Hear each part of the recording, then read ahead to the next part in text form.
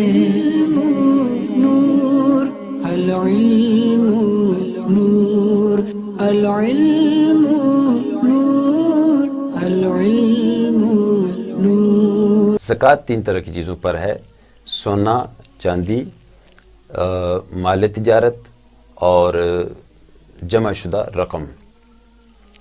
مال تجارت اس مال کو کہا جاتا ہے کہ جو آپ فروخت کرنے کے لیے لے کے آتے ہیں.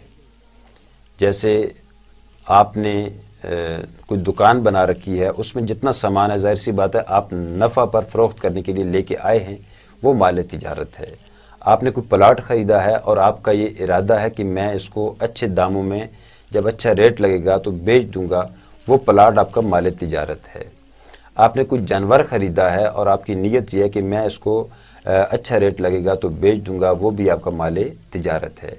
لیکن یہاں ایک بات واضح کر دوں کہ کچھ چیزیں ایسی ہوتی ہیں کہ وہ ہم رکھ کے ان سے کمائی کرتے ہیں. جیسے جانور لیا اور اس سے دودھ حاصل ہوگا، وہ فروخت کر کے آپ کمائی کریں گے، تو یہ مال تجارت نہیں ہے.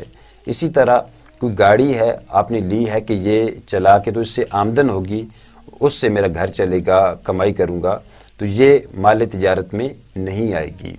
اور زمین ہے کہ زمین پر آپ مختلف طرح کی فصلیں لگاتے ہیں اور وہ ایک آمدنی کا آپ نے ذریعہ بنایا ہے، تو اس زمین پر جو ہے وہ زکوٰۃ نہیں بنے گی بلکہ ہونے والی آمدن پر بنے گی.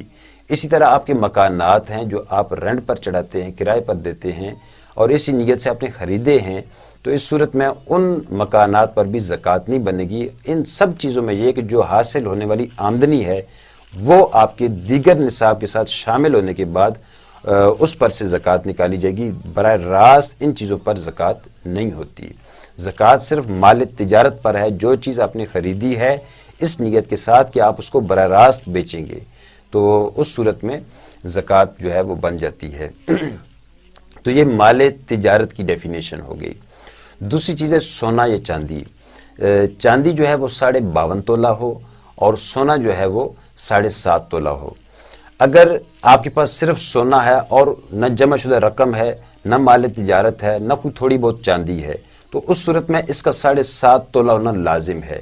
لیکن اگر یہ 1 تولہ ہے، اب 1 تولہ قیمت تقریباً 1 لاکھ کے قریب ہے، لیکن اور جو ہے وہ اس کے ساتھ کوئی اور چیز شامل ہو گئی، تو اب ہم اس کے نصاب کو نہیں دیکھیں گے بلکہ اب شرعی نصاب جو چاندی کے اعتبار سے بنتا ہے اس کو مد نظر رکھتے ہوئے ہم اس کی زکوٰۃ نکالیں گے. رقم کے اعتبار سے، اس کی قیمت کے اعتبار سے اب اس کی ہم زکوٰۃ نکالیں گے. جیسے 1 لاکھ کا اگر بالفرض سونا آپ کے پاس موجود ہے اور ساتھ کوئی اور چیز شامل ہو گئی اور وہ ملا کے جو ہے کچھ رقم اوپر بن گئی، تو آپ اسی کے اعتبار سے آپ اس کی زکوٰۃ جو بن رہی ہے اس کی اب زکوٰۃ جو ہے 2.5% نکال دیں گے. یہ ہے سونا کی زکوٰۃ. اور چاندی کا بھی یہی حکم ہے کہ جتنی بھی چاندی ہو اس کے علاوہ، اس چاندی کے علاوہ اگر کوئی اور چیز نہیں ہے تو اب چاندی کا 52.5 تولہ ہونا لازم ہے. لیکن اگر کوئی اور چیز شامل ہوتی ہے، جیسے کچھ جمع شدہ رقم موجود ہے، کچھ تھوڑا بہت سونا موجود ہے یا کچھ مال تجارت موجود ہے، ان سب کو ملایا تو یہ نصاب کی رقم کو پہنچ رہا تھا اور اس پر سال پورا ہوا ہے، تو ایسی صورت میں اس چاندی پر اور دیگر تمام چیزوں کو ملا کر زکوٰۃ اس کی نکالنا لازم ہوگا. ایک چیز ہے جمع شدہ رقم.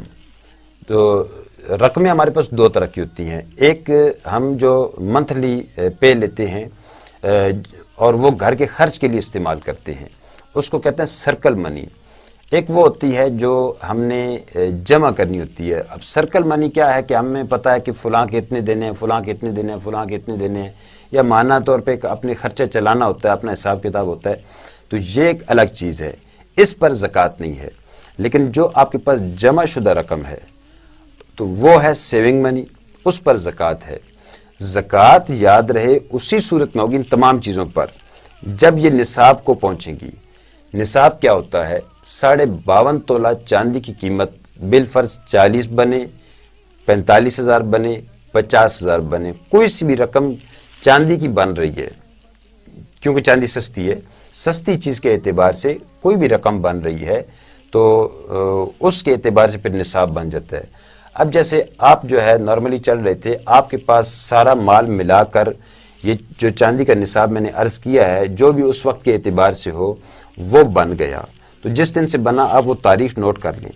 اب انتظار کریں. ایک سال جب مکمل ہو گیا تو سال کے مکمل ہوتے ہی جس دن سال چاند کی تاریخ کے اعتبار سے پورا ہوا اس دن آپ نے دیکھنا ہے اب آپ کے پاس کتنا کچھ مال موجود ہے.